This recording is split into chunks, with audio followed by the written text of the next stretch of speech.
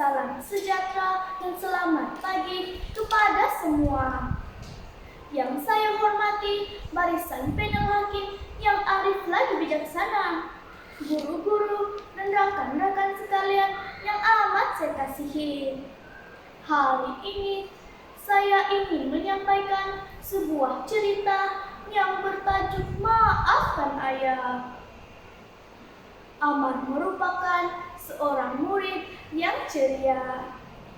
Dia juga dari keluarga yang kaya. Pakaian dan alat tulisnya semuanya berjenama mahal. Apa sahaja yang dihajatinya pasti akan ditunaikan oleh ayahnya. Oleh sebab itu, dia amat menjadi perhatian dalam kalangan murid-murid lain di sekolahnya. Namun begitu, Amar tidak sombong. Malahan dia juga tidak memilih kawan. Dia berkawan dengan semua orang. Oleh sebab itu, dia amat disenangi oleh rakan-rakannya. Salah satu kawan rapatnya bernama Haikal. Mereka belajar di kelas yang sama. Setiap hari mereka sering menghabiskan waktu bersama. Kring, kring. Loceng berbunyi menandakan tamatnya waktu persekolahan. Semua murid bergegas keluar dari kelas mereka untuk pulang ke rumah masing-masing. Amar dan Haikal berjalan beriringan keluar dari kelas mereka. Amar terus menuju ke arah kereta ayahnya yang sedang menunggu di suatu sudut sekolah di luar pagar. Manakala Haikal pula hanya berjalan kaki untuk pulang ke rumahnya. Semasa Haikal ingin melanjutkan perjalanannya, tiba-tiba Amar menjerit memanggilnya. "Haikal, jomlah naik kereta dengan saya," ajak Amar. Tidak mengapalah, lebih baik saya jalan kaki saja untuk pulang ke rumah. Lagi pula, rumah saya tidak jauh dari sekolah, jawab Haikal. Tetapi Amar yang tidak mau mendengar alasan Haikal itu lantas turun dari kereta. Dia terus memegang tangan Haikal dan mengajak Haikal masuk ke dalam keretanya. Haikal hanya tersipu-sipu malu. Begitulah rutin sehariannya pada hari persekolahan. Amar akan dihantar dan dijemput oleh ayahnya setiap hari tepat pada masanya. Jarang sekali ayahnya lewat.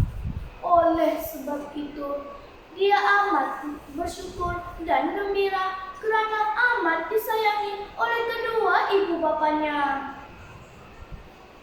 Namun, seperti kata pepatah, kusangkakan panas hingga ke petang, rupanya hujan di tengah hari. Begitulah kehidupan Amar sekeluarga.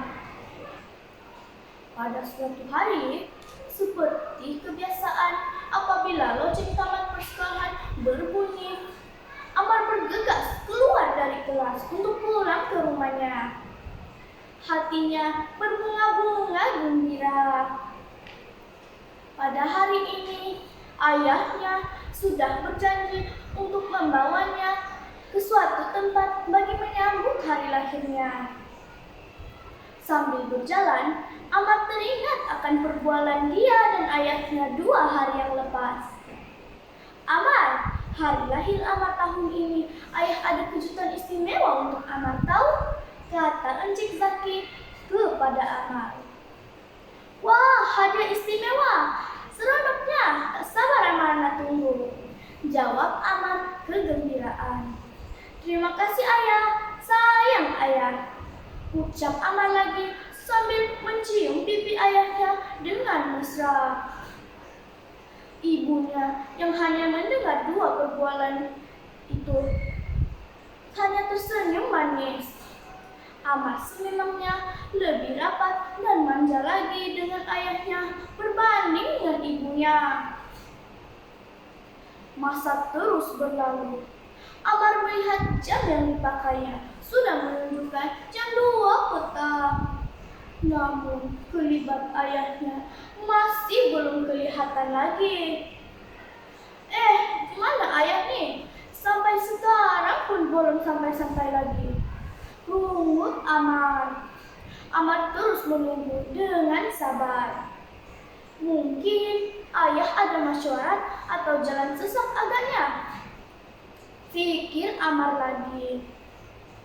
Selang beberapa menit, sebuah kereta berhenti di hadapan Amar. Maka keluarlah pemilik kereta tersebut.